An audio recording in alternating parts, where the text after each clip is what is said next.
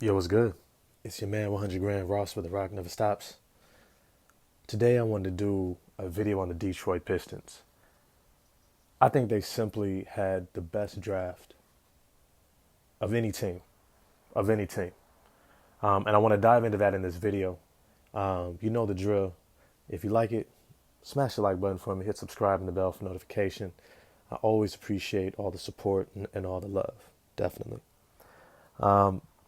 The Detroit Pistons, this is two drafts in a row that they hit a home run, an absolute home run. And I don't just mean in terms of who they drafted up front, the Cade Cunninghams, right? Even getting Isaiah Stewart and guys like that. And in this draft, Jaden Ivey and Jalen Duren, we're going to dive into that in a little bit. But it's also the people that they brought in during the season, bringing in undrafted rookies. Pickett was one of them who was able to contribute throughout the season, who looked like an NBA player that had just kind of slipped through the cracks a little bit. And when you see what this team is putting together, you can do nothing but be excited for them. And I mean, absolutely excited. When you have a roster that's led by a Cade Cunningham, right? Luka Doncic with defense. That's how I'll put it. A 6'7", 6'8" point guard who's able to see the floor, high basketball IQ, great character guy, hard worker. He plays defense. He's committed, great intensity, great leadership tools. And this is who you're building a championship around. You can't be in a better place. But then when you see this team bring in guys like Sadiq Bey, who turns out to be a 6'8" Buddy Hield with defense, right?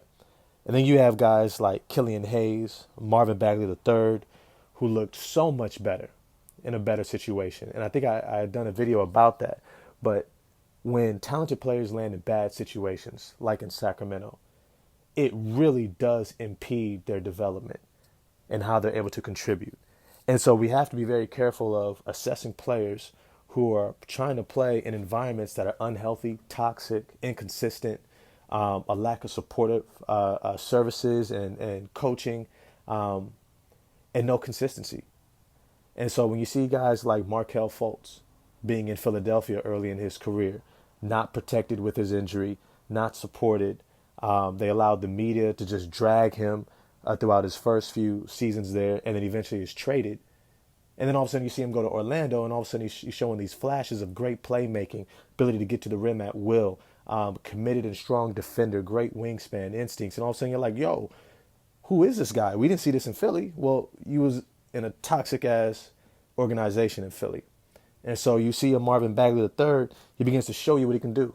He steps out, shooting the corner three, hitting the glass hard, post moves, getting to the rim, strong on the glass, right? And these are the types of pieces that you want to build around a potential superstar player who you can win a championship with. Now, to get to this draft. First off, Jaden Ivey, respect. 100% respect. Basically making it 100% clear, just like Luka Doncic did. Made it clear to Sacramento, I do not want to play for your organization. Now, ironically, this didn't get put out there in the media big time, but it was well known. It was well known. Luka's camp said, no, we're not going to work out for you, Sacramento. We don't want to be there. So Sacramento ended up going with Marvin Bagley III, an extremely talented big man who was willing to give their franchise a chance. And that backfired big time. By the second season, by his sophomore season, his father and his camp were saying, yo, get him out of there. Get him out of there. Bad coaching, bad organization. Nobody wanted to be there. And his father especially didn't want to see his son develop there because it also has an impact on their value in terms of the open market and free agency, right? But now you have guys here, Jaden Ivey, who sees this in advance, makes this decision, and it pans out, right? This is very professional. This is very professional. As professionals, you have to take control of your destiny. And to see a player at his age doing so, granted, he's got a great support system, right? He's got multiple professional athletes who are in his life, right? Whether it's, I forget the sports analyst, but on ESPN, but she played in the WNBA. You also have Ja Morant, who was a good friend of his. I believe Jaden Ivey's mother trained the both of them, right?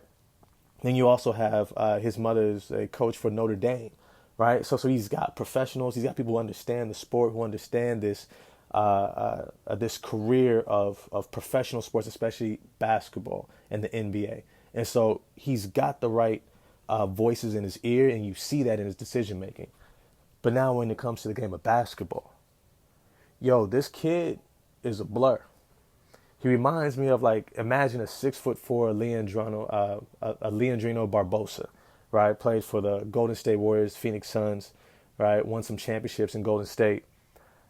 But he's an absolutely blur who's able to get downhill within his first step, right? I don't think he's as quick, twitchy as John Morant. I mean, there's very few athletes out there who are, prime Derrick Rose maybe.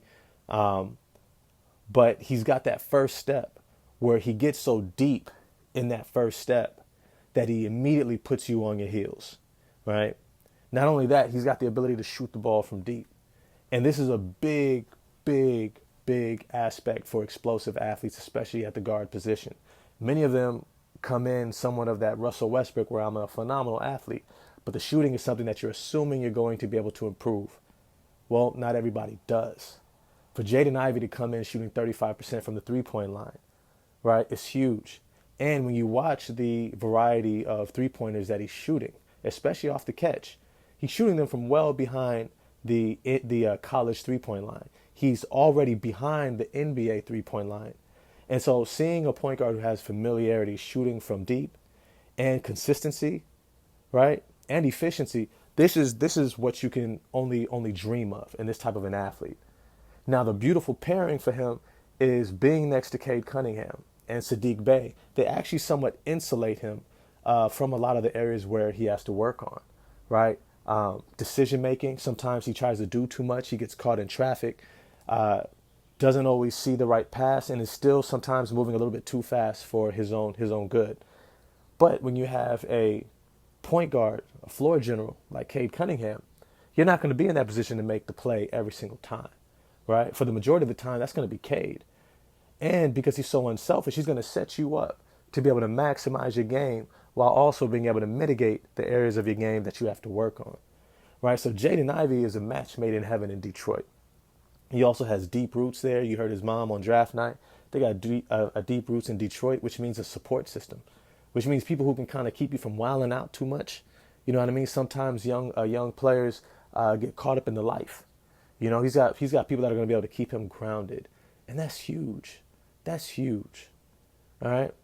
Now to move on to Jalen Duren. Jalen Duren was one of the best prospects coming into this college class. All right, 6'11", 250 pounds. To me, this reminds me of a Dwight Howard type player. Except imagine Dwight Howard with a jump shot. Dwight Howard, of course, we all know he was about 6'10", without shoes, 6'11", but he had about a 7'6" wingspan and was an absolute freak athlete. Now, I don't quite think Duren is quite the athlete that Dwight Howard was, but he's close with a 39-inch vertical, right, and a 7'5" wingspan at 250 pounds. Right now, he's physically ready to play in the NBA. His playing style, I think, is going to be closer to somebody like Robert Williams of the Boston Celtics, but with a jump shot. Because when you watch him shoot throughout this college season in Memphis, head coach Penny Hardaway did an amazing job with him. Unlike someplace like Kentucky, where a lot of the bigs aren't allowed to show their full offensive game, they don't allow them to take jump shots and they're stuck under the post, right? Head coach Anthony Penny Hardaway allowed him to take that 15 to 18 foot jump shot throughout the season, right? And he's able to build on that, build his confidence with that. Now he's also able to take that into the NBA, right? Somebody with those physical measurements and this type of athletic game and size to be able to face up and hit that 15 to 18 foot jump shot is huge. It's huge. How that keeps defenses honest is going to be a major, major aspect of his game and of his appeal. Now, when you look at what both these prospects have in common, and this is also something to note, is that they are high intensity players. They have a great motor when it comes to playing the game of basketball. right? Their defensive intensity, their offensive intensity. You're not going to have to ask them to run the floor, right? You're not going to ask them to, hustle and get after it, right? These guys are going to naturally do that. And I think in Summer League, it's going to be exciting because they're going to be able to really build some great chemistry, like great chemistry. I wouldn't be shocked if Marvin Bagley III doesn't play in the Summer League, even just for a few games, just to kind of get himself acclimated to his new teammates and also to have a chance to show what he's been working on and just kind of dominate.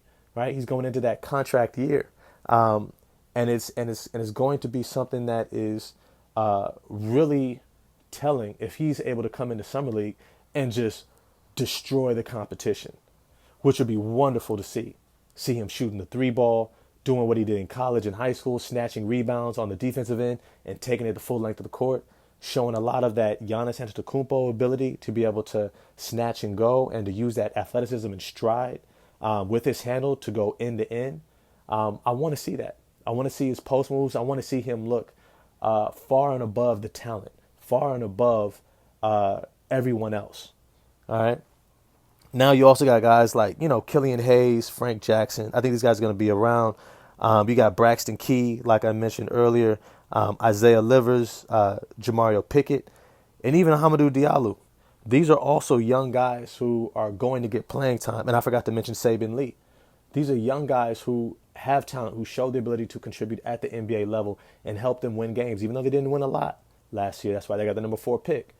But you can see that they had that ability to contribute, right? They were able to play the defense. They're just still learning the game, right? Now, when you surround this team with veterans like Kelly Olynyk, with Corey Joseph, right? These are guys who are going to be able to kind of show them the ropes a little bit, right? Teach them be great locker room presences. And I wouldn't be shocked if Detroit doesn't bring in a few other veterans, right? Guys who can, like Avery Bradley, guys who can come in, teach, instruct, show these young guys how to be professionals, show up day in and day out, right? And I think that within the next couple of seasons, Detroit, I know this is a common, moniker to kind of throw out there, but Detroit's going to be a problem. Detroit's going to be a problem. I would not be shocked at all if they make the play in the playoffs next season. Between Cade Cunningham, Sadiq Bey, Marvin Bagley, Isaiah Stewart, these guys are going to be able to contribute to winning next season off top. And then when you have the additions of a Jaden Ivey, Jalen Duren, right, and the development of Marvin Bagley, you're going to see them being able to simply out-athlete, out-hustle, outplay a lot of teams, right? It's kind of like how the Knicks did a couple seasons ago when they made the playoffs. They simply just outworked and played harder than everybody, right? Now, of course, it was a down year. Nobody was really trying that hard because they wanted to get a high draft pick in an amazing draft last year. But you saw how far your effort could take you. And with a head coach like Dwayne Casey, Dwayne Casey is one of those coaches who not only develops you, but he instills that winning pedigree in you. He teaches you how to win at the NBA level, and he sets you up to be successful. And so you can't help but play up to the standard that Dwayne Casey is setting for you. And that's going to bode well for your long-term development and your career outlook. Now, for me personally, I'll go back to my beginning statement. I think they had the best draft of any team. To walk away with Jaden Ivey and Jalen Duren, such phenomenal athletes with such great physical aspects to their bodies and game, and then their skill and ability in combination with that, and the work ethic, the motor. These two guys are game changers, are absolute game changers. And I'm gonna be excited about what they're gonna be able to do for the Pistons next season. But as always, I want to know what you all think. Hit me back in the comments section. How far do you think the Pistons are going to go next season? What do you think they're going to be able to accomplish? What is their long-term outlook? I'm going to holler at y'all next time for the next video, and I'm out. Peace.